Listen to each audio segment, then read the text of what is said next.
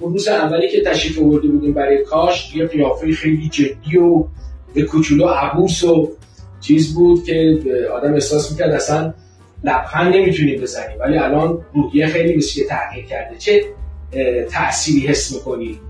خیلی تأثیر داشت این زندگی، اصلا تو روحیه خیلی تأثیر داره. وقتی که کاشت انجام دادم اصلا اعتماد به نفسم بالا رفته. درسته. و هر جایی هم که میرم یعنی خیلی تغییر کرده.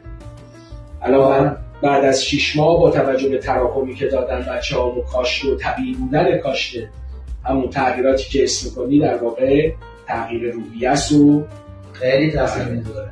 خیلی چون هر جایی میرم با روحیه باز همه میگم بود درس و جوانش میگم اصلا کاشت انجام دادم، هیچکس باورش نمیشه. موقعی که منو میبینم میگن تغییر کردی، متوجه میشم میگم کاشت اصلا معلوم نیست طبیعی، خیلی طبیعی باشه. و حس می‌کنی چه تغییری در آینده رو زندگی داره؟ خیلی تاثیر داره. یا از حالت جدی بودن هم خارج شدی، بیشتر لبخند می‌زنی. ازشون ممنونم. کاشتی که انجام دادم خیلی کارشون خوب بود، عالی بود. به هر کسی هم که رسیدم گفتم بیاین اینجا کاشت انجام بدید، کارشون خوبه. کار خوب خودش یه تبلیغه. بله. کاشتیونی که ما آشنا شده جان فرجی.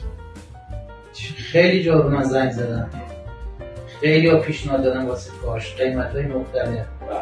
من اینو تحقیقات کردم، به من زنگ زدن. درست. بعد گفتم ضمانت نامه میدی؟ تمام کلینیکی بود که گفت بهتون ضمانت میدیم. به خاطر همین ضمانتش اعتماد کردم. جای دیگه هم که تحقیق کردم به نسبت قیمتش هم مناسب بود.